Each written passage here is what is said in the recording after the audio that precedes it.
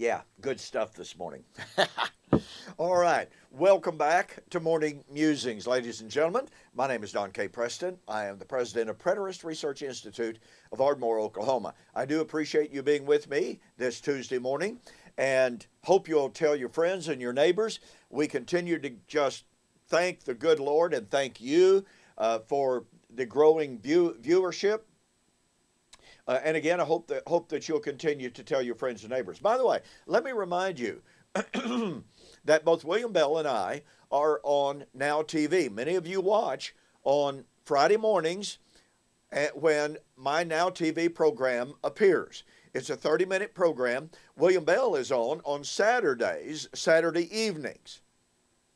And of course, William is a fantastic teacher. So take advantage of that. And Now TV, my goodness, is expanding like crazy. They just recently added over 200 million potential viewers by opening up their viewership. Now, unfortunately, I don't get to go along with that growth because it costs more money. And so I don't have that. As I mentioned on one of my recent Now TV programs, that if you would like to see Morning Musings expand into an additional 200 million viewerships, potentially, then we would appreciate that help. We would appreciate your support a great deal. We want to reach out to that enlarged audience, but again, it takes a good bit more money than we are currently paying on a monthly basis. But my goodness, what an opportunity. So please consider that. Okay. We are continuing our study, obviously, of the Olivet Discourse and the coming of the Son of Man for the wedding. I have repeatedly emphasized how this is an old covenant theme of how God in the last days would remarry Israel. I will betroth you to me again. I will betroth you to me in righteousness. I will betroth you to me forever, said the Lord. Hosea chapter 2, 19 and following. That would be the time of the new covenant, Hosea 2:18. And so when we come to Matthew 25, 1 to 13, and we read about that wedding, it is absolutely improper to cut it off from that old covenant fountain. Especially when Jesus said, I didn't come to destroy the law, I came to fulfill it. Well, when did he fulfill remarrying her? It wasn't at the cross. Was it Pentecost? Well, there was a betrothal, but that wasn't the wedding. So, I've spent a good bit of time sharing that information with you. And we've come to Revelation chapter 21. I have pointed out that here in this denouement of the New Testament writings, I personally have a belief that Revelation was not the last book written. As I've shared with you before, I believe it was written before 1 Peter. I actually believe it was written before Jude. But all of that, it is in some ways climactic, nonetheless. Not as the last revealed, but because of what it says and because of what it teaches. We have in this next to the last chapter of this fantastic vision, I saw a new Jerusalem coming down from God out of heaven, adorned as a bride for her husband. And I heard a great voice saying, the tabernacle of God is with man. He shall be their God, and they shall be his people, and he will dwell among them. So I want to spend a couple of, videos talking about what does it mean if Matthew 25, 1 to 13, and what does it mean if Revelation 21 and 22 are fulfilled? What does that mean for you and for me today? You know, I've had a lot of people tell me down through the years, well, you know, the study of prophecy, that's just kind of an academic exercise. We need to talk about practical stuff. Well, some people call that practical stuff. And what they mean by that is, don't bother me with doctrine. Don't bother me with discussions of what's true and what's not true. Folks, that's not being relevant. Truth is always relevant. Are some issues more important than others? Well, certainly. Jesus taught that in Matthew 23. But again, that's not the point I'm making here. To suggest that the study of prophecy has no implications for the way you and I live now is simply wrong. The study of prophecy, as one famous or infamous, if you please, dispensational writer put it when asked about how should we live as dispensationalists in light of the coming imminent rapture. And he said, well, you don't polish brass on a sinking ship.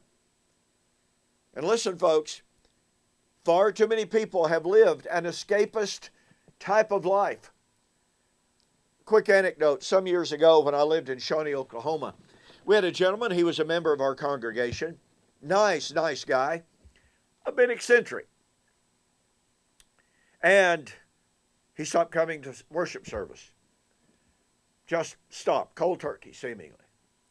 And I went to visit him, see if there were health issues, to see if there were financial issues, just try to find out how we could minister to him. And as I sat and talked to him, I said, I just want to know, I want to understand why you stopped attending services. And he goes, well, Don, now mind you, folks, I've never taught the coming of the Lord is at hand. I have never taught, let the wicked be wicked, let the righteous remain righteous. No, I've never taught that we are living on the cusp of the coming of the Lord and the end of the age. Never, not one time. But as I asked this gentleman, I said, I just want to know why you haven't been coming to worship service. And he said, well, Don, what's the point? The Lord's going to come back any day now. And he said, the world is in such a mess. Now, mind you, this was in the late 70s. And you can imagine that, Hal Lindsey had written his books. And here's a guy, a member of the Church of Christ. Church of Christ doesn't teach Hal Lindsey doctrine. And yet here's a guy that had been reading that and had bought into the Hal Lindsey theology and eschatology. He was literally scared out of his mind. And listen, you may be sitting there going, oh, well, that doesn't happen. No. Listen to me. I have heard from literally thousands of people who had the same fear. The end of the world is at hand. Why should I bother about getting out of the house?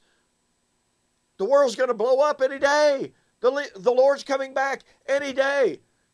A young woman right here in my town, won't call any names, wonderful young lady, exceedingly talented young lady. Her mother was talking to her on one occasion about her plans, about her future, about going to college, getting an education. And she said to her mother, Mom, why should I bother? Jesus is going to come back in my lifetime. Pardon me. I don't know where that came from.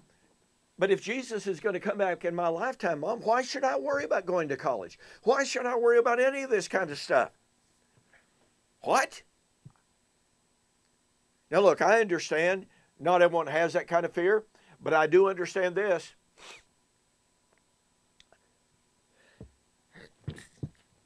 Wow. I understand. I'm not going to stop the video. Here I am almost 10 minutes into it. Okay. I'm not going to stop. Let's just carry right on. Sneezes are part of life. So anyway, I know that there are thousands upon tens of thousands of people who live in that kind of fear. fear of the end. And thus I say all of that, I share all of that to say that a study of eschatology is important. You know what, folks? If I'm not just scared out of my mind that the world's going to end tomorrow or the next day or next week, that it's not going to end in my lifetime. Now look, I'm not being Pollyannish here. I don't have my head buried in the sand. I believe America's in pretty sad shape right now. I believe it's theoretically possible. Unfortunately, I think it's far too possibly real to think that America could fall in my lifetime, and I'm kind of getting on to be an old man. If we don't have a moral revolution in America and a return to our roots, America's in trouble. So I'm not trying to be naive about what I'm saying to you.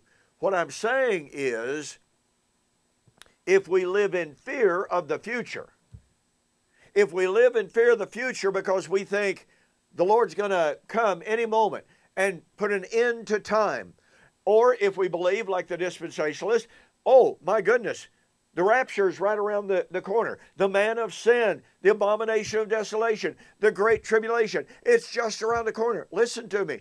If we believe in any of those end time expectations, we're held captive to fear.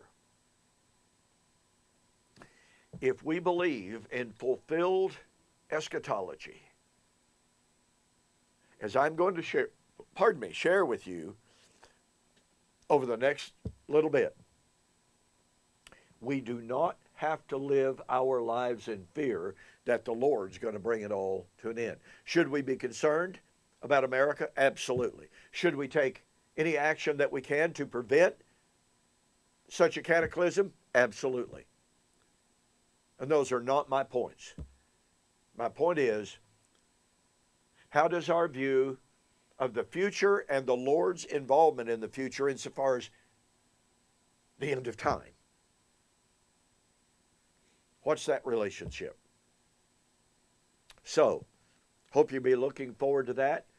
And we're not done with Matthew 25 by any stretch of the imagination, but I just wanted to begin to lay out for us what are the implications and what is the application of a fulfilled eschatology. And part of it is to be found right there, Revelation 21, verse 3.